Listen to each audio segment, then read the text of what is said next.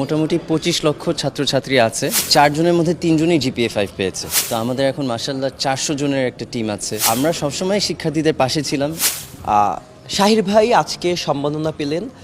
জানতে চাবো, প্রথম যখন পথ চলা শুরু হয়েছিল, কিভাবে এই শিখর পথ চলা শুরু হয়েছিল আপনার মাধ্যমে? ভাই, এটা তো অনেক লম্বা সময়ের একটা উত্তর দিতে হবে, বাট আমরা 2019 সালে শুরু করি। এটা আসলে কোভিডের আগেই শুরু করি। কোভিডের পরেও আমাদের আসলে এখন টেক সেক্টরটা যেটা বাংলাদেশে হচ্ছে, এটা আস্তে আস্তে এখন অনেক একটা ভালো জায়গায় আসতে পেরেছি, এবং ছাত্রছাত্রীদের কাছেও আমরা এখন আরও অনেক পরিচিত। শুধু তা না, অভিভাবকদের কাছে পরিচিত। তো মাশাআল্লাহ অনেক দিনের যাত্রা এখন 2019 সাল থেকে। শিখতে এখন কত ছাত্রছাত্রী আছে, কোনো হিসেব কি আপনার কাছে আছে কিনা? হ্যাঁ, অবশ্যই আছে। তো আমাদের মোটামুটি 25 লক্ষ ছাত্রছাত্রী আছে যারা আমাদের রেজিস্টার্ড অ্যাপে। তার মধ্যে 1 লক্ষেরও বেশি আমাদের পেইড স্টুডেন্টস আছে এখন। তারা আবার মানে বাংলাদেশের সবখান থেকেই আছে, কিন্তু প্রত্যন্ত অঞ্চল থেকেও আছে, শহরের থেকেও আছে।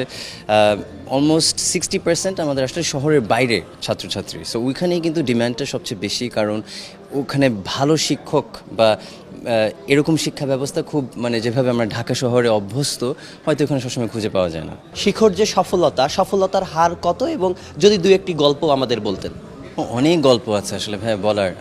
মাশাআল্লাহ আমাদের শিক্ষার্থীরা এই যে গত এসএসসিতে প্রতি 4 জনের মধ্যে 3 জনই জিপিএ 5 পেয়েছে, যারা আমাদের এসএসসি আমাদের সাথে পরীক্ষার জন্য প্রিপেয়ার হয়েছিল। তো এটা একটা বড় ব্যাপার আমাদের জন্য।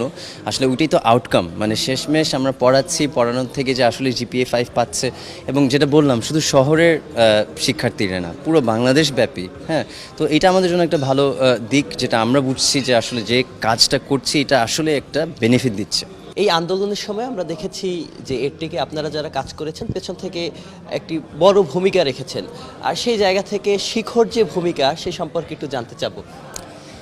ভাইয়া, ভূমিকা তো রাখতেই হয়েছে, কারণ আসলে দেশের সব শিক্ষার্থীরাই তো এটার সাথে জড়িত ছিল। হ্যাঁ, আমাদেরও এরকম বলা যায় না যে ছিল না।